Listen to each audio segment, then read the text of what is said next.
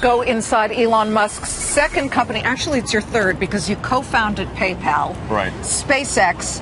Of course, you run Tesla. Right. Let's talk about this one. Sure. Open the door.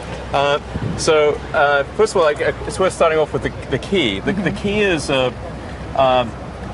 essentially a sort of surrealistic version of the car. It's sort of an impressionist version of the car. So if you want to make something happen, like, for example, we could open the trunk just by pressing the trunk on the little car. Well, and there it goes. So you just press the trunk part of on the little car. Yeah, so if you want to open the trunk, you just open the trunk. And it's got a huge amount of storage space. I think it's more interesting. Yeah, no, sorry, trunks. It's like trunk. I love trunks, but it's more interesting to see the dashboard, of which there are no buttons, right? There's actually two buttons, technically. One is for the glove compartment, and the other is for the emergency blinker. I have often said that sitting inside a Tesla is like sitting inside an iPhone, and you see that dashboard, you can see exactly where the car is parked on 48th and 6th. It's absolutely fascinating. I need some numbers on deliveries. The Model S delivered record numbers of deliveries, 7,579 for the most recent quarter. For the current quarter, people are expecting, Elon, around 7,800. Will you beat that number?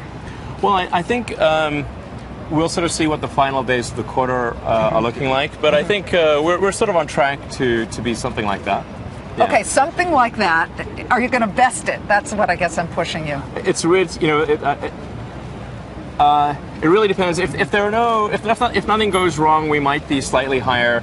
But there are always these logistical issues that you encounter because we're shipping cars all over the world. So if we encounter a customs issue in Europe or China or something like that, or a train that's carrying our cars breaks down, it's difficult to account for those extenuating circumstances. It sounds like you've been through a lot of this. Yeah, we've been through all of those. But I feel fairly comfortable with where things are headed for this quarter. You've got some analysts, for example, the Deutsche Bank analyst, and he really, a lot of these guys are very bullish on it, and they predict that you would get about, I guess, 100,000 in sales by 2070. What can we eventually expect when it comes to ramping up with the Gigafactory in place, the number of Teslas that you push off the assembly line? Well, I feel comfortable that we'll be able to achieve at least 500,000 cars a year by 2020. Maybe we can do a bit sooner than that, but I think that's what I feel comfortable predicting. 500,000 cars by 2020. Per year, yeah. That is pretty interesting and impressive. I hadn't heard that number. Let's get to the brand new crossover SUV, the Model X. Right. What kind of pre-orders are you looking at? We've basically sold out next year's production. Which is how many? Well, it's sort of somewhere in the, 15,000-ish range, maybe 20,000-ish. It's difficult to say exactly when. I'm not trying to be. I'm trying to convey the level of uncertainty that I actually have, as opposed to sort of sandbag it or whatever. But so depending upon how the ramp on the X goes next year, it's 15-ish thousand is probably a reasonable guess. Maybe 20 if things go especially well. That's a technical term, 15-ish. Okay, 15-ish to 20. I wish I had a better ability to forecast than I do. But the thing that for the X, or for any new product from Tesla, that's actually the most important is, did we get the product right? I'd much rather delay the production ramp until we've got the product to be super great, then come out early with something that has deficiencies. Of course. We could probably make a bit more money if we did. I think in the short term, certainly, if we compromised on the nature of the product or the quality of the vehicle, but really want to have. With each product, it drives me crazy that other car makers will come out with these cars that are not good. Why would they even come out with that? It's just so we want people to know that whenever Tesla comes out with a product, it'll be something that we think is going to be amazing. Let's look at this one as we walk over. This is, by the way, my favorite Tesla color.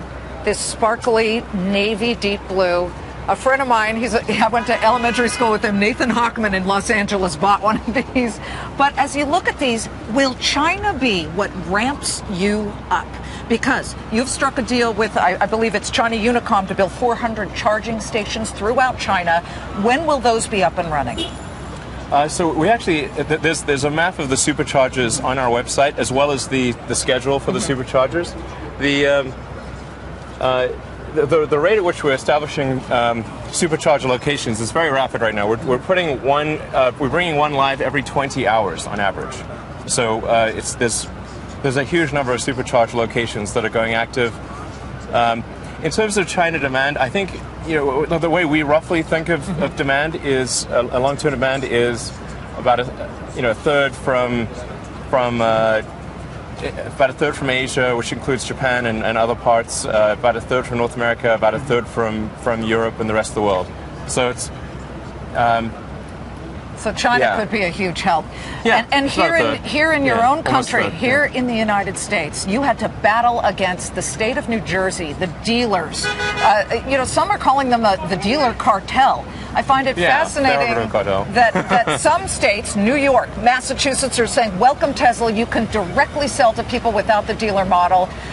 Will you ever be afraid to take on real critics and real tough people like a dealer lobby? No, I think we're always going to fight for the end customer.